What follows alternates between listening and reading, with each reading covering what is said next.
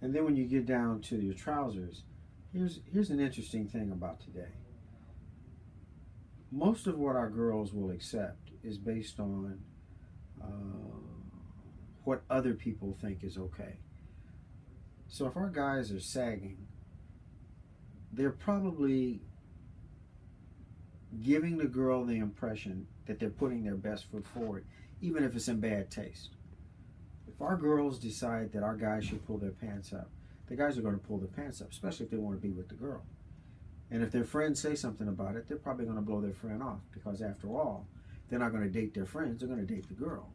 So some of the things that need to happen for us in terms of changing the appearance of our young people is going to have to come with this agreement that girls have with guys. You show up for the date, and while it may seem that you're putting on an air, politeness is the best solution. So you greet the young lady. I mean, most guys are not going to show up with candy, they're not going to show up with flowers. But it could be the tickets to the movie, it could be the tickets to Comic-Con. But you show up and you have proof that you're going to have a date. Sometimes a guy will show up and there's really no proof that it's going to be him taking care of the date, and the girl finds out later she's going to have to pay for it. So you show up, you announce where you're going, you announce how long you're going to be there, and you interact with the family, because after all, this is their daughter. A lot of that doesn't go on today. There's always been serious reasons for doing that. A parent is not going to let their child go out with just anyone. So in the past, the mothers and the fathers of the son and of the daughter had some kind of acquaintanceship. There's some kind of relationship, or they knew something about your family. With all of these things in place, you're probably going to be on your best behavior. The chances of you going out and insulting that young girl are not all that great. So some of the social norms that were in place before helped things also. But we fast forward to the time that we're in now, and we're looking at behavior, we're looking at presentation, and we're looking at what's the impression that you're trying to make. Is the impression that you're trying to make one of a gangster? Because gangster popularity through rap music has become a popular thing. And if that is what you're trying to present, are you presenting yourself as a rap artist, or are you presenting yourself as a thug? Because if it's a gangster that you want to be, is this a gangster that's making money, or is it a gangster that's going to jail? If you present yourself as a scholar, is there a reason that you want to present yourself as a scholar?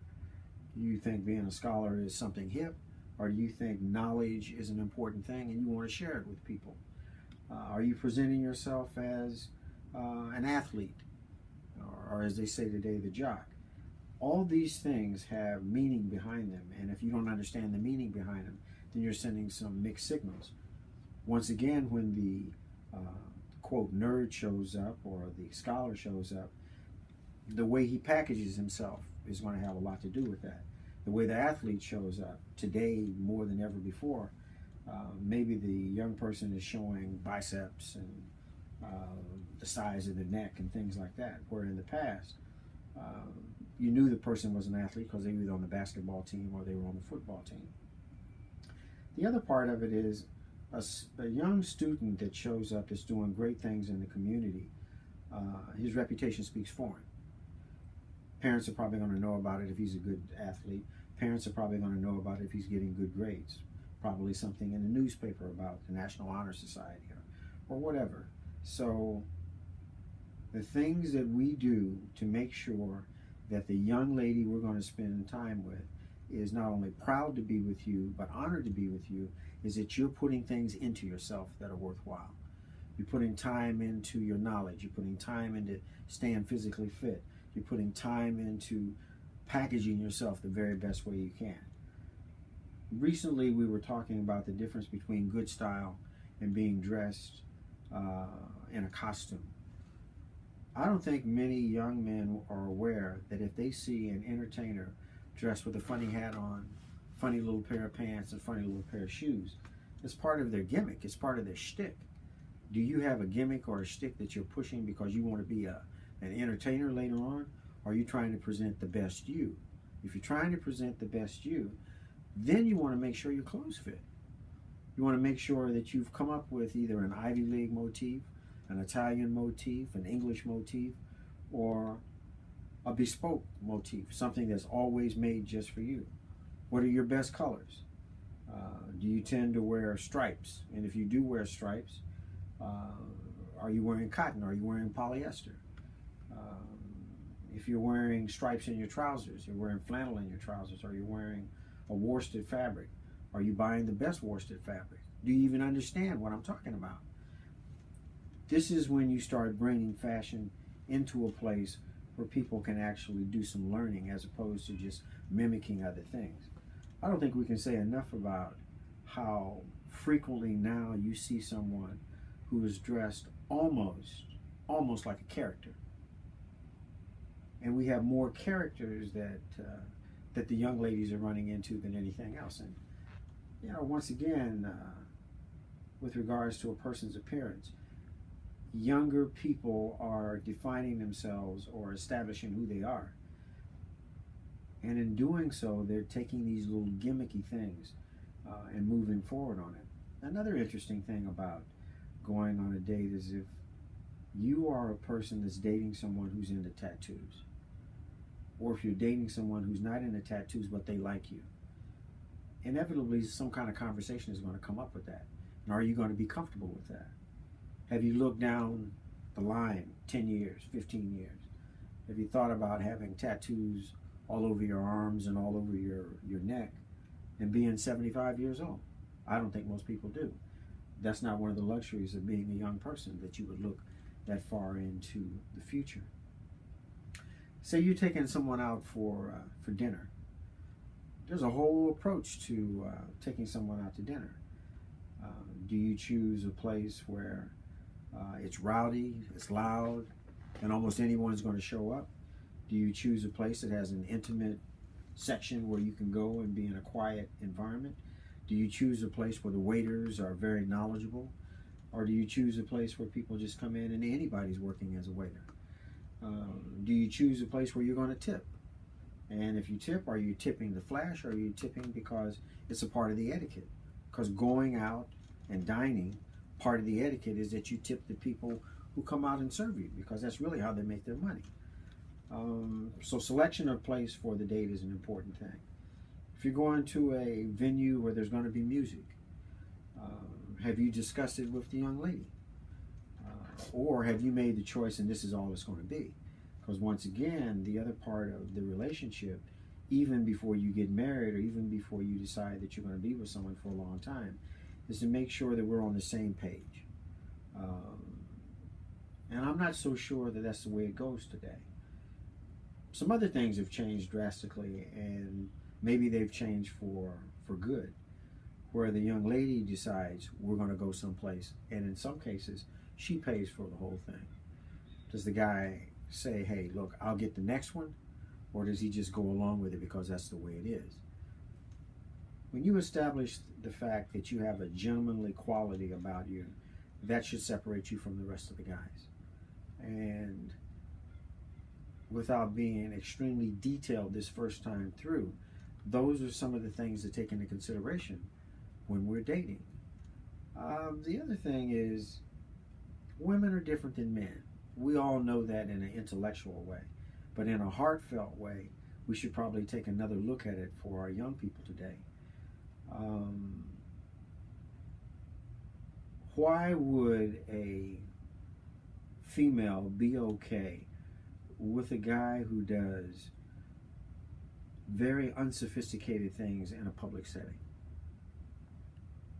Say he doesn't care whether his hair is combed. Say he doesn't care if he's cursing. Say he doesn't care if he's not polite to the waitress. Why should a young lady have to go along with that? Well, it's becoming so much of a norm today that maybe they just put up with it because they know this is the way it's going to be anyway. Once again, I believe that if the behavior of our young men is going to change, the dictates and the standards coming from the young ladies will have to change. So then, too, you take certain things into consideration when you choose to go to a dance or when you choose to go to a certain restaurant.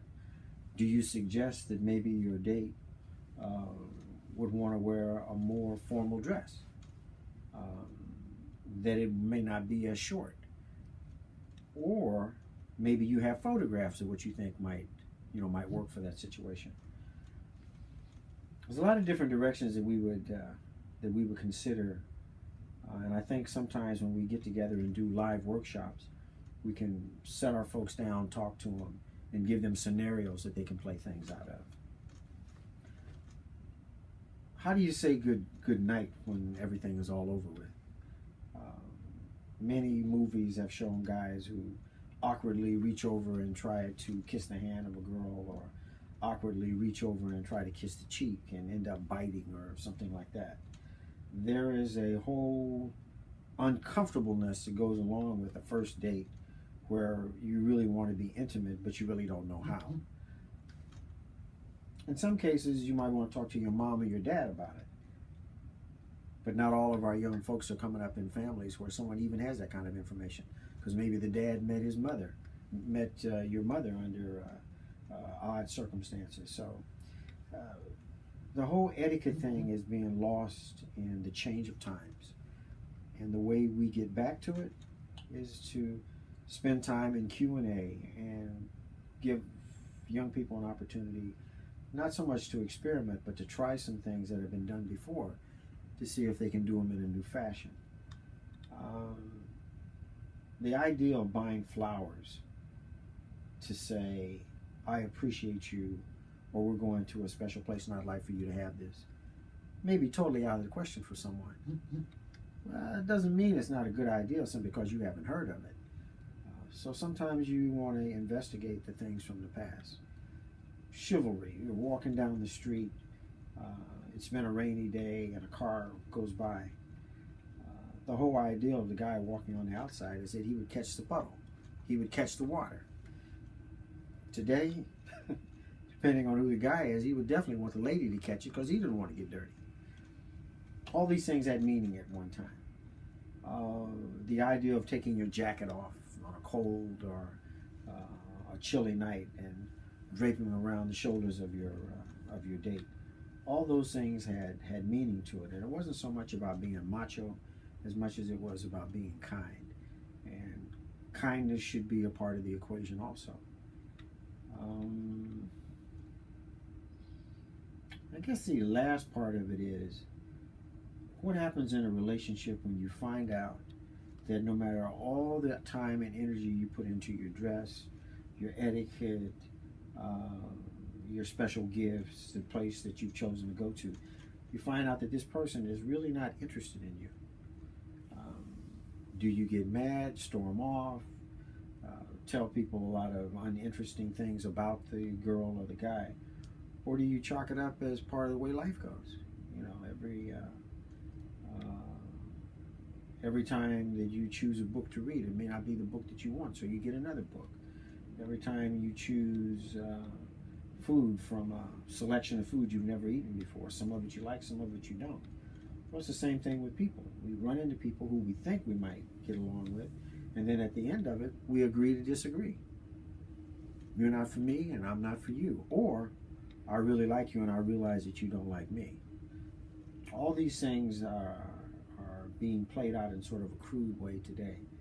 I had a conversation about how today it appears that there is a primitive interaction that's going on between young men and young women. When we say primitive, we're looking at the attraction and what you do after you've been attracted, as opposed to you're attracted and we have a set of skills that we use to let the other person know that we're attracted to them.